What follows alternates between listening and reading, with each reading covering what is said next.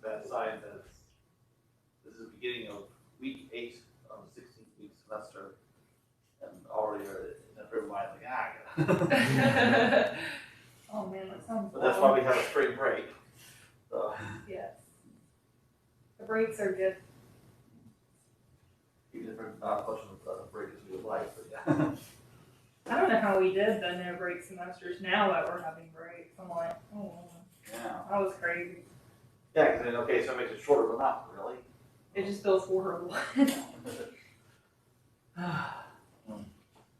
So we're in the middle of our review of methods for solving nonlinear equations, root finding methods, to set up the next topic of systems of nonlinear equations. And last time I covered fixed point iteration, and here's something that I kind of covered last time, not realizing that I actually had it more fleshed out in my next notes, which is today's. So, so I'm going to deal with that first and then move on to Newton's method and Secant method. Okay, so fixed point iteration is when you're solving this equation, x equals g of x, which would come from an equation like f of x equals 0, just rewritten in some form that fits this form. So the output is very simple. We just keep substituting into g and hoping for convergence. And here are the conditions for convergence that were discussed last time, that if the function g, it'll have to be continuous, maps the some interval AB into itself, then we're in the solution in the interval AB, and it's unique. If it's not the only possible condition, but it's a condition that works, if g is differentiable and satisfies this condition on AB, when it's bounded by some constant less than 1, then the solution is unique. And we can also say,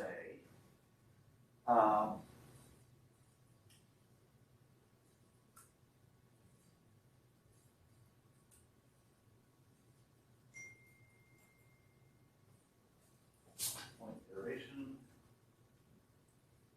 under these conditions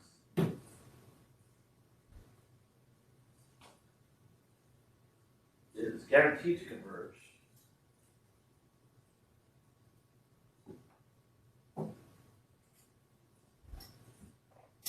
Converge to unique fixed point for any initial guess.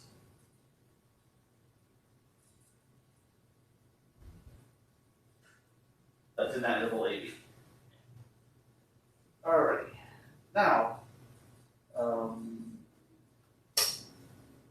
whoops. So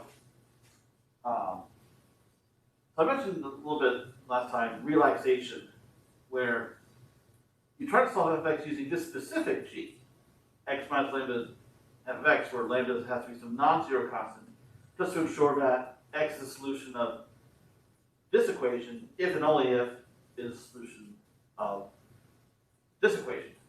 So, and the constant lambda is a relaxation parameter.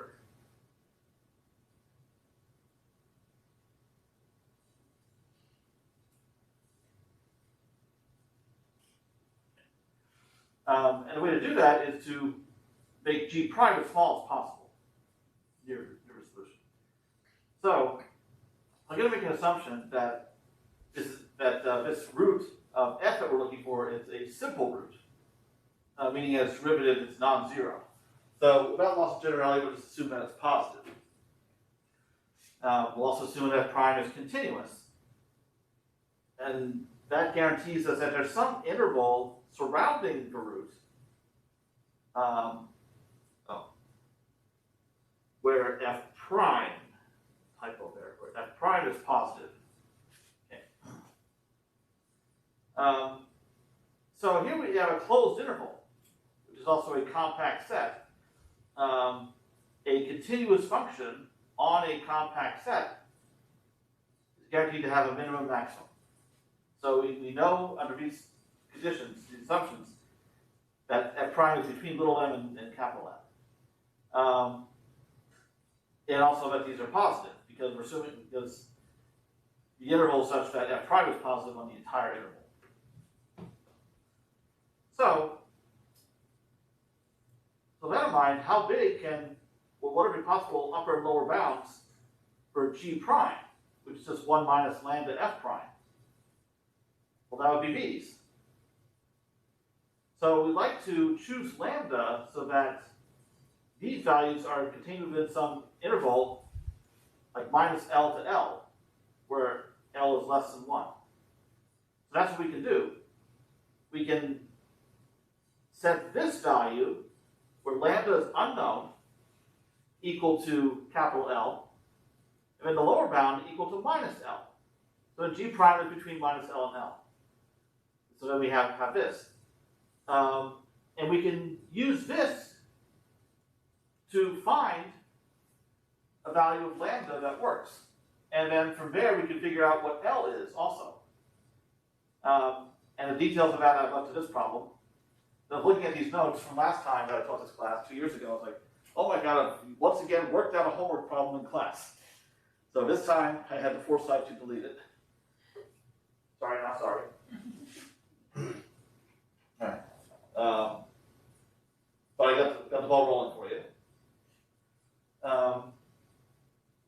So in that case, and you can actually show under these circumstances that capital L is less than 1. So under these circumstances on this interval, you can find the value of lambda that will make this choice of G a contraction,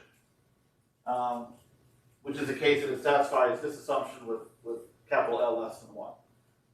So that satisfies the conditions for fixed point iteration, hopefully. At least we can find a lambda so that this is satisfied. So that's what you'll show in that one homework problem. But we're not done. We also need the existence condition. G of x maps this interval into itself, just to make sure a fixed point exists at all. So there's these two pieces to consider.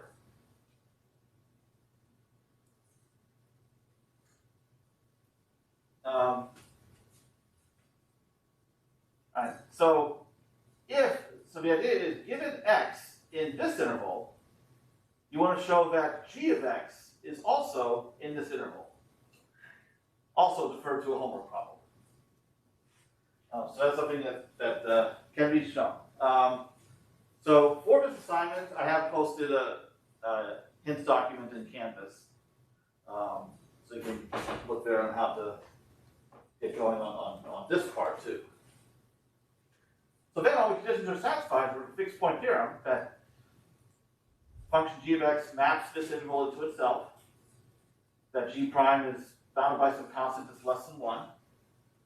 So now we know that it'll converge, as long as the initial guess is chosen within this interval. Now, it's possible this interval might be very small, so you might need some foreknowledge of a solution. But the point is that it can be proven that convergence happens. Now, it can also be shown, and I would love to give more details, but that would give away homework tidbits. So unfortunately I can't get into it here. That the value of lambda that features in the definition of G is actually equal to 1 over the derivative of f at some unknown point that's in this interval we've been working with.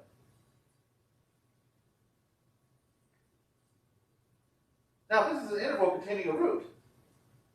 But this method, solving x equals g of x using fixed point iteration with this g, this is a g that has a fixed relaxation parameter. This 1 over f prime of c, whatever c might be. And yes, we do have convergence in that case. But what if we let lambda vary from iteration to iteration? Because besides, we don't know what c is. So instead of doing that, we can let lambda equal 1 over f prime at our latest iterate. Because this xk presumably is getting closer and closer to a solution x star anyway. So then we have this iteration. So you can think of this as a fixed point iteration.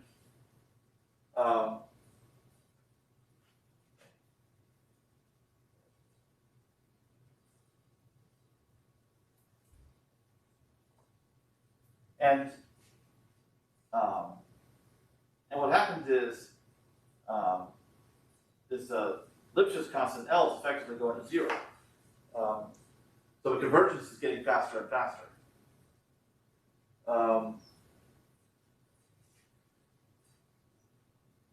And the reason the interval can shrink is because xk is getting closer and closer to the root.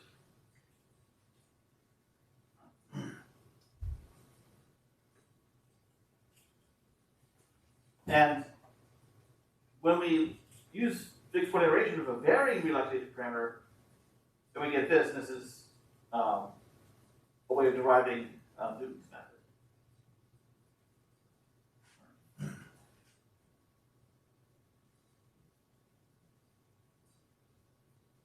Now, I just want to show you more convincingly why convergence would be quadratic.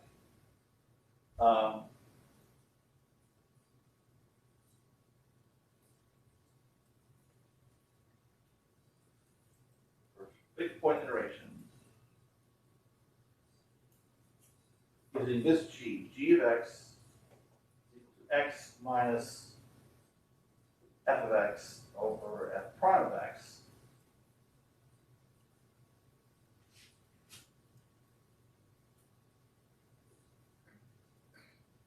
We'll take a derivative. So that's going to be 1 minus, and then for the rest, we've got to use the quotient rule. All right, so down below, we're going to have f prime of x squared.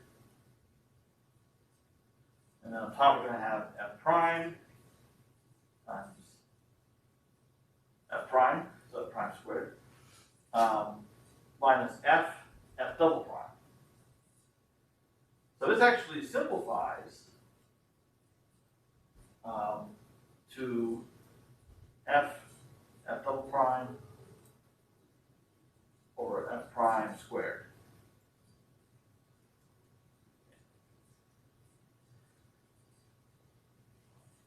Now,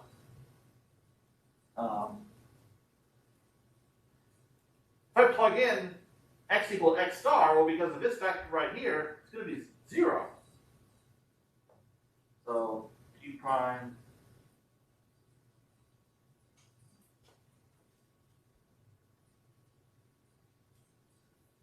actually, I want to make clear, still need this assumption that prime is non-zero at the root, it's a simple root. Otherwise, of course, this would break down. So now, if I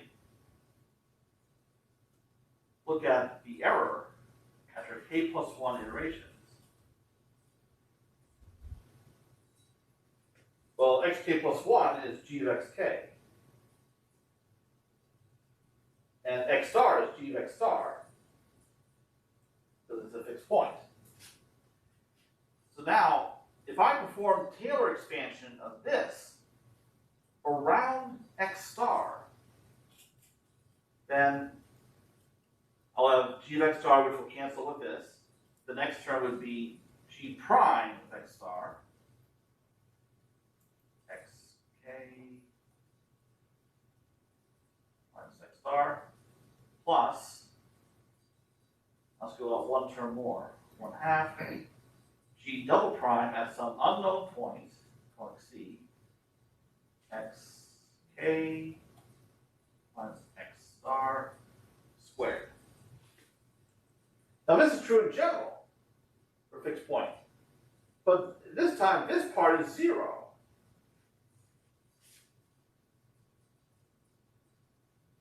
Because of a particular choice of g.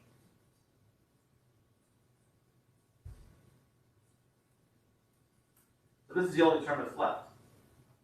So this is the error. So we see that the new error depends on the previous error squared. Thus we have quadratic convergence.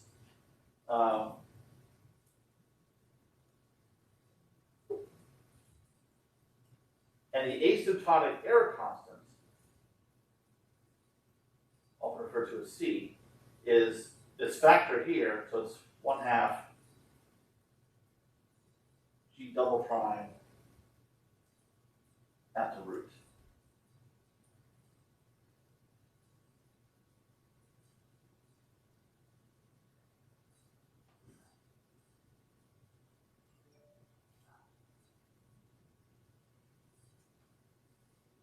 Hold on.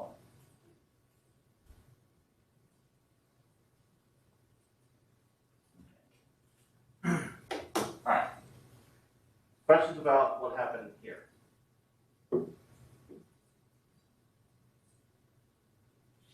So that's one way to look at Newton's method. It's just fixed point iteration with a specially chosen G designed to make G prime as small as possible as we get closer and closer to the root.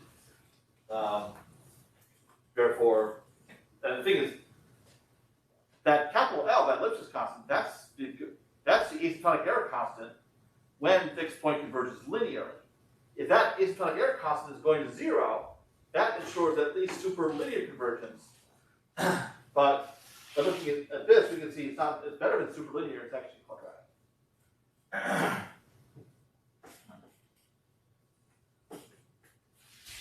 Now, I showed examples last semester of linear convergence versus quadratic convergence. But just to very concisely put it in perspective, just how different it is. I mean, obviously it's faster when it's quadratic, but so suppose you have a linearly convergent method and the asymptotic error constant is actually a pretty good one, let's say 1/10. So you gain 1 decimal digit of accuracy per iteration. So performing 5 iterations, depending on your initial guess, you might have accuracy like 10 to the minus 5th after 5 iterations. On the other hand, with a quadratically convergent method, where a number of correct decimal digits roughly doubles from one iteration to the next, you could have error easily 10 to the minus 15 in 5 iterations. And I'm not just making it up. We've actually seen that in some examples.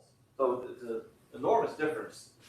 And it means that you pretty much count with fingers on one hand how many iterations you'll need, which is very helpful for practical implementations. There's no point in going further. Okay. Another way of arriving at Newton's method is geometric. Is from your initial guess or your previous iterate, xk, you approximate f of x by its tangent line at that point. And then you find the x-intercept of the tangent line. And that's an approximate root of f of x. So the approximation of the root is the root of the approximation. In this case, a linear approximation using a tangent line. And the closer and closer you get to the root, the more accurate that approximation will be, at least where you need it to be. So you work out the formula for the x-intercept, and this is the iteration that comes out of it.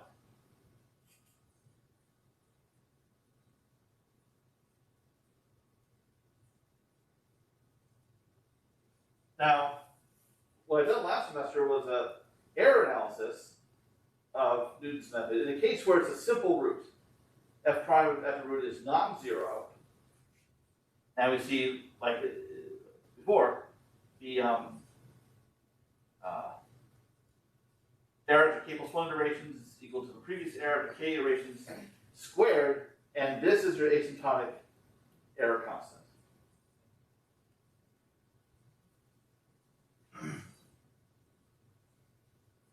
And in fact, if I were to work out what here I have g prime worked out, if I were to work out g double prime at the root, then this is what I would get. All right. So what if it's not a simple root? What if it is a a double or a triple root.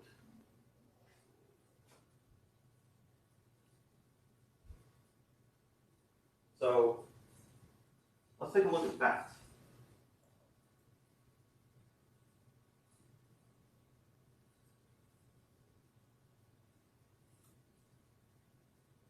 So I'm going to, I need to make sure that I'm not accidentally doing another homework problem. So that was something that is discussed in a homework problem. I just can't recall if I assigned it. Okay.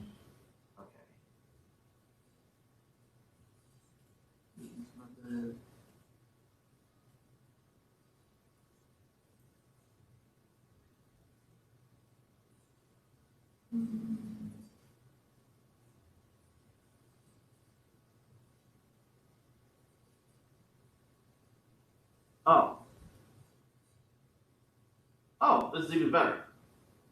I did not make it a homework problem, and instead of typing it out in the notes, I can, all right, I'll unshare and reshare.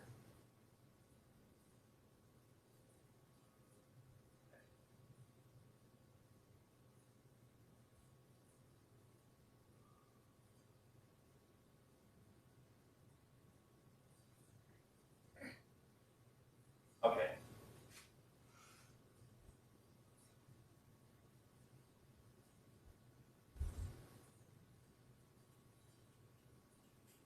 All right, so here's our function.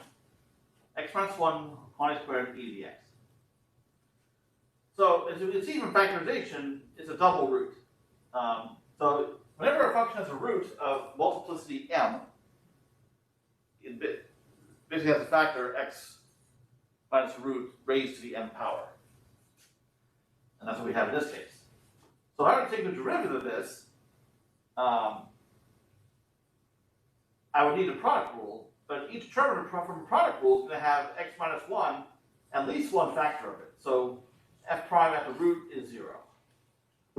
So the convergence analysis, and I carried out since out last semester, it's given here, this relies on the derivative being non-zero at the root. So this analysis is no longer valid.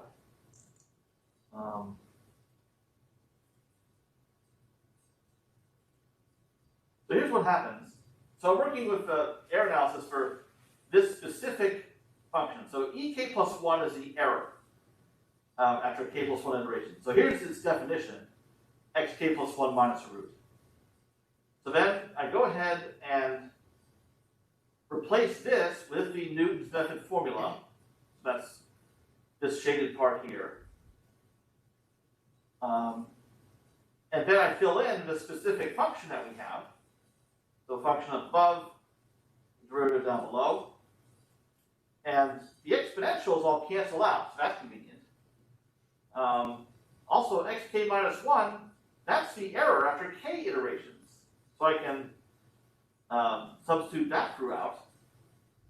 And when I simplify this as much as I can, then I end up with this, that the new error is equal to the previous error, so ek plus 1 is equal to ek, times this factor. And keeping in mind that the root, the xk is converging to the root, which is 1, that this whole fraction converges to 1/2. And it's no longer new error is equal to old error squared times something, it's for first power. So it's linear convergence. So convergence slows down by order of magnitude if a root is not a simple root. Any questions about what we see here?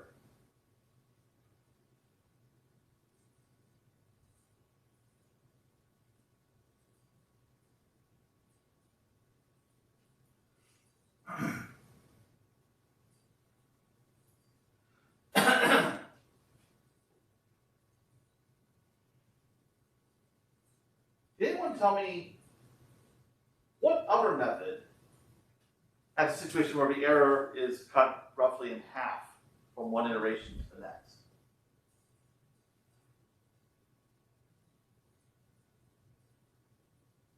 Bisection. Bisection.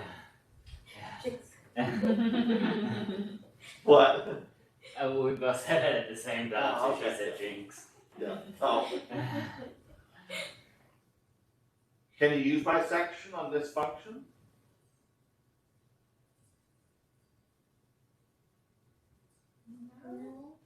No, you can't. Why not? It's a square that make everything positive and Yeah, either whatever's gonna bisection be needs a positive. sign change. You need Yeah. some interval AB on which the function is positive at one endpoint, negative at the other, to guarantee there's a root in between. So, yes, it's again use bisection, but if you're going to use Newton's, then it's going to converge with the same kind of speed as bisection. Okay. Now, here I've dealt with a specific function where we would see linear convergence of the error constant of 1/2. But what about the general case of a function with a multiple root? Now, what I could try to do, and actually what's going to do, is carry out a Taylor expansion, Taylor series analysis like this, just have to be modified for the fact that f prime is 0 to root. But it turns out there's an easier way to show you what happens in this case of a root with greater multiplicity.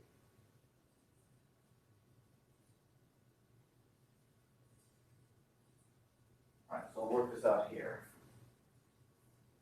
All right, so let's refer.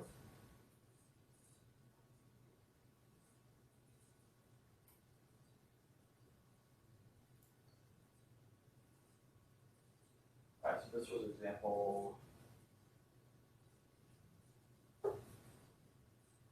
10.4.6. So for general case, let's assume that f has a root x star of multiplicity m. So what that means is I can write f of x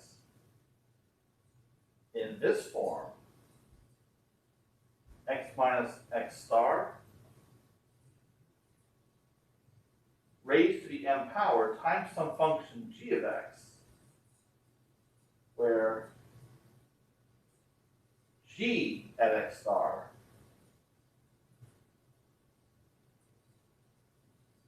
is non-zero, otherwise we'd actually have a root of multiplicity at least m plus 1. So m is the exact multiplicity of the root. So now, if I apply Newton's method to f of x, so I have x k plus 1 equals x k minus, so I'll fill in f of x k up top, but that's going to be using this form. Okay, x minus x star m g x k, and then down below I need the derivative. So that's going to be m x minus x star raised to the m minus 1 g x k plus x minus x star the m g prime x k. All right. Okay. Now, I can certainly simplify this to an extent.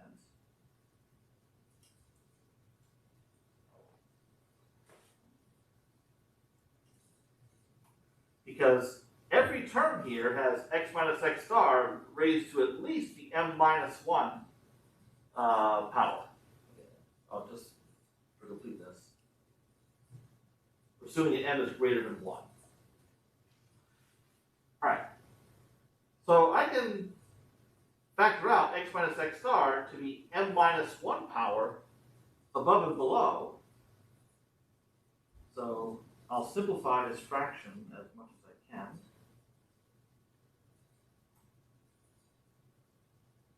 Alright, so now we raise to the first power. This one will disappear altogether. And this will also be to the first power. Okay. So simplify as much as we can. This is what Newton's method would give. Okay. Then I want to look at the error.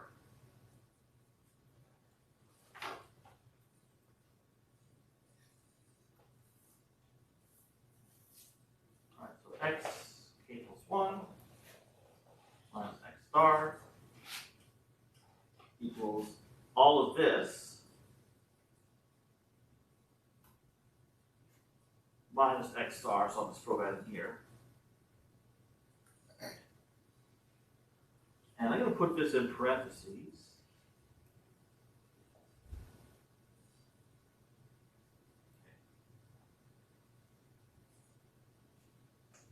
Now, oh, whoops, this should be xk. I should not have a plain x anywhere. There should be xk.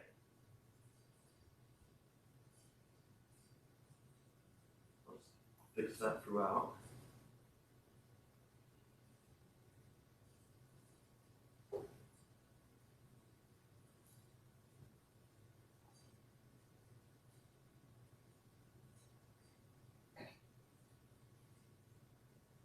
Here too. All right. Now I'm trying to relate the new error to the old error. Notice that both terms here have the old error in them. So I'll just factor that out.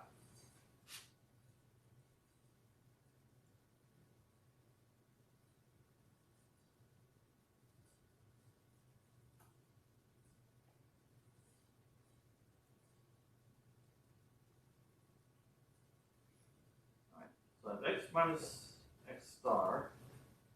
I'll factor it out to the right.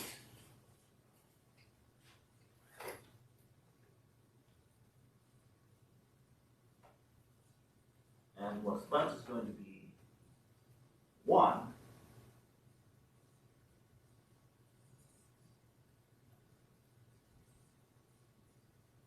And then here, xk minus x star here will be, hold up. Okay, so now I have this. Now, xk is converging to x star. So this part is going to 0. G of xk is non-zero. So after this part goes to 0, for what's left, we're dividing by 0, and the g of xk's will cancel. So what we end up with in the limit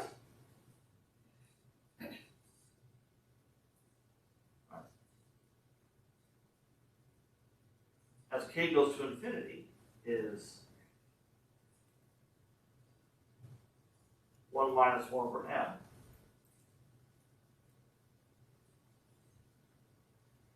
xk minus x star.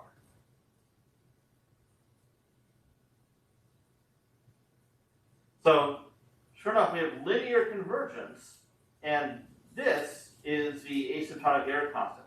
So in a case where the root x star is a double root, multiplicity 2, this constant ends up being 1/2. So an example is 1/2, but it turns out that's true in general for a double root, that we have linear convergence, asymptotic error constant of 1/2, and then it becomes 2/3, 3/4, etc. if the root has greater and greater multiplicity. So what that means is the asymptotic error constant is approaching 1 as the multiplicity increases, which suggests that the error is decreasing more and more slowly. So in other words, convergence gets worse and worse. more multiplicity of root has, which is what you expect, because for root finding methods like these, having multiple roots is a bad thing. It's an ill-conditioned problem. Right. Any questions about how this played out? I think I might have missed one thing you said. In the step before the last line. Okay. I know some G's canceled out. Was it the G prime, did it go away because it was 0 or because of the limit? Okay, this part is going to 0 Okay. because you have xk is converging to x star. Okay. And once that's gone, then yeah, these G's cancel. Yeah, that makes sense. Okay.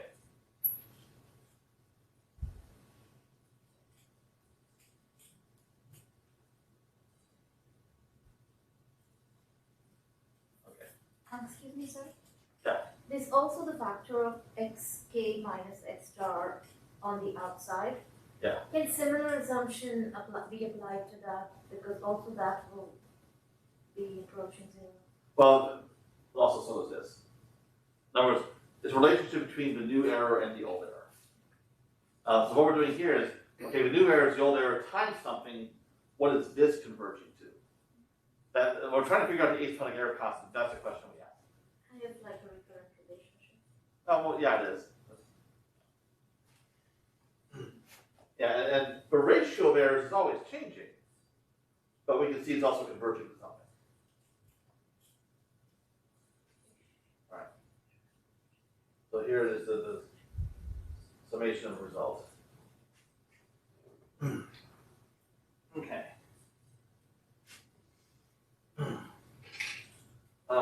And as discussed last semester about Newton's method,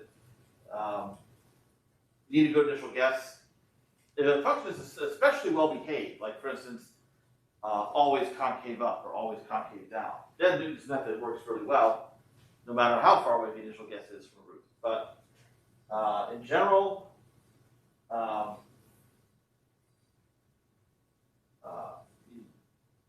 you put yourself at risk if your initial guess is arbitrary. And here's my favorite example with this function f of x, which has a root at x equal 1 over a. So it's basically a way of performing division. This is what Newton's method works out to be, after you simplify as much as you can. So basically we're dividing without performing any divisions. But it was shown last semester that this iteration will diverge unless the initial guess is pretty close to the exact value. And I was able to show you last semester how that you can still get a practical iteration out of that when working within a floating point arithmetic system.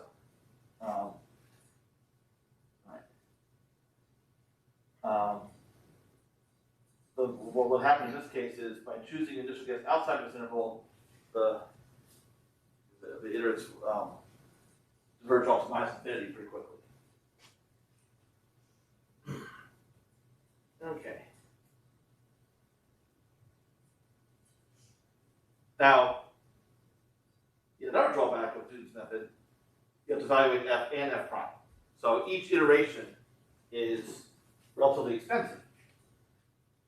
So instead of taking f of xk and dividing it by f prime of xk, you replace f prime or 1 over f prime by this difference quotient, and that is the secant method. So xk plus 1 is now the x-intercept of a secant line connecting these 2 points, as opposed to the tangent line that's tangent to f at this 1 point. But these 2 points are approaching each other anyway as the iterations converge. So as convergence occurs, Newton's method itself is converging to the secant method. The secant line is becoming a tangent line. But because you only have to evaluate f at each iteration one time, as opposed to doing f and f prime, it may not converge as fast as rapidly as Newton's method. And here's the order of convergence. So a new error is approximately the old error raised to the p power, where p is the golden ratio, 1.618 roughly, times some asymptotic error constant. So a little bit slower than Newton's method, but it's still super linear at least. So it's still a whole lot better than, say, fixed point iteration or bisection. All right. So in view of a slightly slower convergence, but each iteration taking less computational effort because it's only having to evaluate one function instead of two, people generally prefer the secant method in real applications. That the trade-off there is worth it. Because look at it this way: suppose Newton's method would converge in 5 iterations. Secant method would converge in 6 or 7 at the very most. But if you're doing about half the work, then you come out ahead.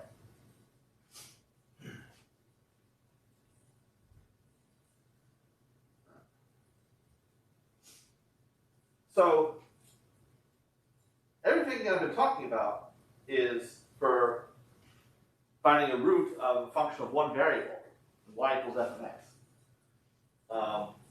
What if you have a system of equations? N equations and n unknowns. So capital F here is a vector value function. It takes in as input an n vector x and produces an n vector. So input and output have the same dimension. And so capital F is a vector value function. You can think of it as having n component functions. So we're having n functions simultaneously being equal to 0 at a certain point. And how do we find a root in that case, assuming such a root even exists? So what I'll show you on Wednesday is how methods such as these can be generalized to a system of equations.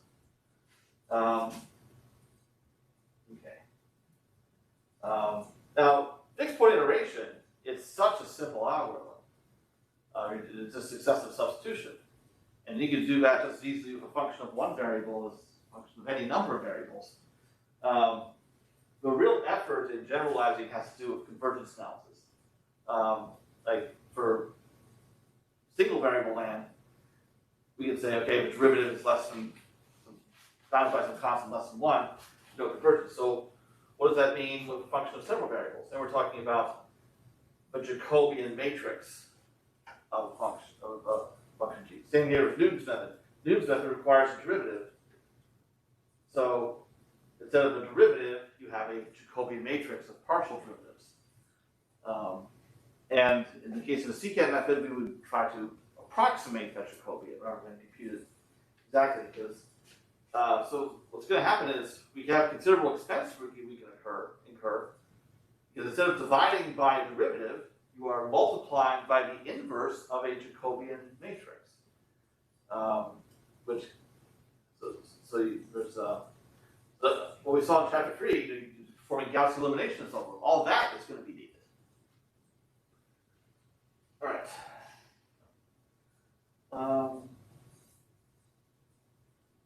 I've come to the end of these notes. Just want to make sure all the root finding stuff from last semester is fresh in your mind, especially when it comes to convergence analysis. But are there any homework questions? Like iterative methods, anything like that?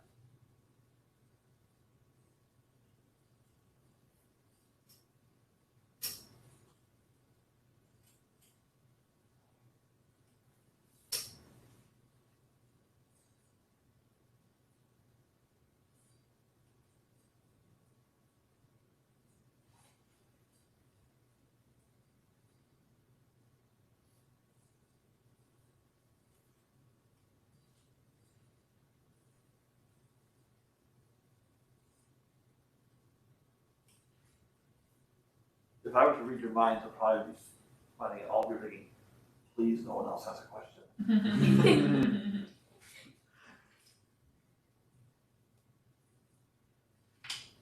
Okay then. I'm happy to bring the day to an end too. We'll get into the systems of equations on Wednesday. Chapter 11.